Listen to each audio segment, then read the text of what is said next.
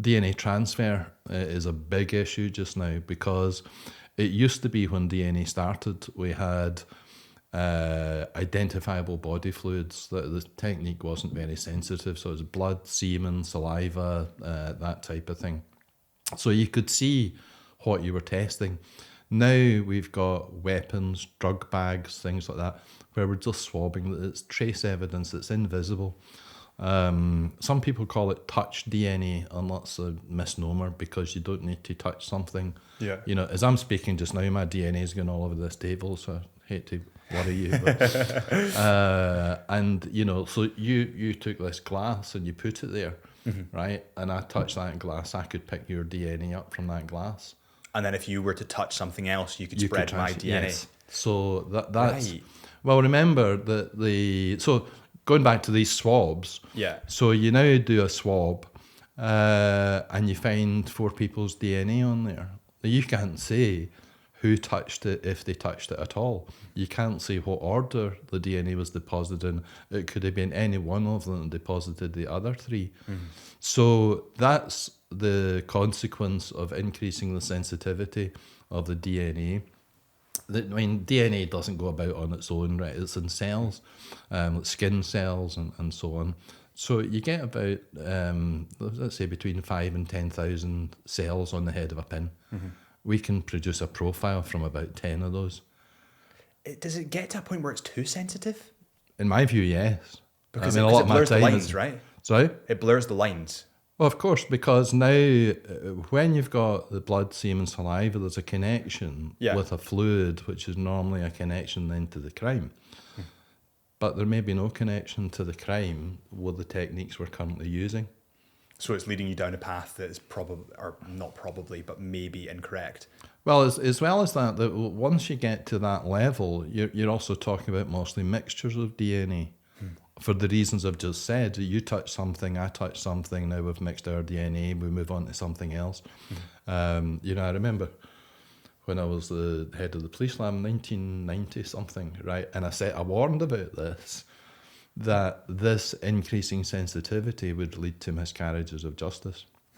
And so what's happening is that the public remember new DNA, like when it came in, it was, you know, the magic bullet. Oh, we've got his DNA, therefore it must be him that's the criminal, right? But now, as I've explained, the DNA, your DNA gets places you've never been. That's now become a bit of a phrase everywhere, but I'm patenting it. Your DNA gets places you've never been. Because the example I gave is I shake your hand, go into my car, I've put your DNA in my car, you've never been there. So that creates a real problem. And so from the lawyer's point of view, the prosecution, what they've got to do now is make a consistent story, not just from the DNA, which is why we went through a phase of some saying, oh, we'd never prosecute on DNA alone. Well, I've kind of seen them prosecuting on DNA alone. So, and that's dangerous. And when we come to mixtures, that introduces a whole new level of complexity. Because I mentioned, you know, our DNA on the glass. So let's say your DNA, it's just labels I'm using here. Your DNA is AB and mine's CD. Okay. So when we make a swab of that glass and look at it in the lab, we see ABCD. So yeah, you could be a contributor to that mixture, and so could I, right? But what about somebody else who has the genotype BC? If they're a suspect, they could also have contributed to that DNA, even though they actually didn't. So is the DNA not specific to the person? Is it more like a...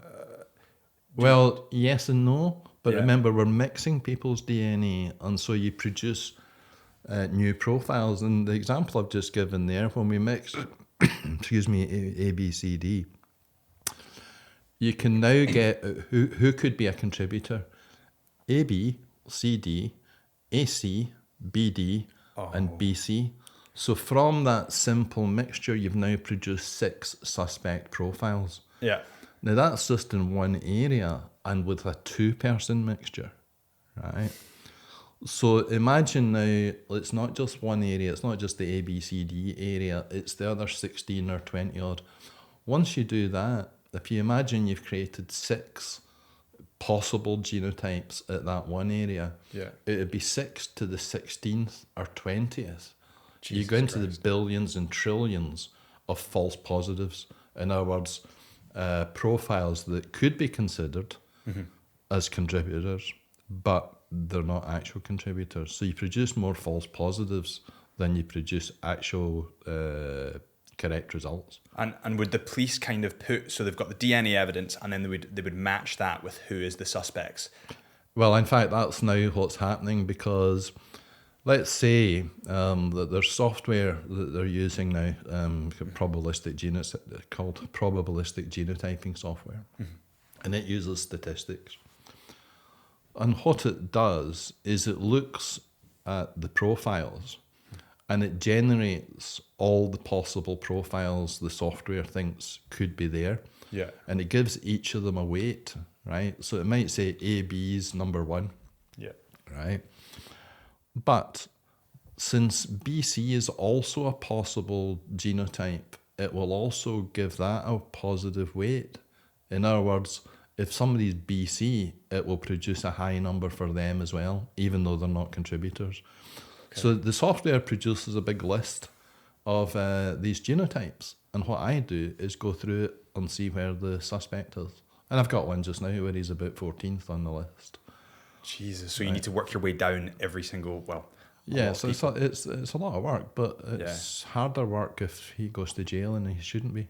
Yeah, yeah. So, my role is to point out the limits of the evidence rather than follow the leader. Is there a difficulty when it comes to the cooperation of the police department in terms of giving you everything?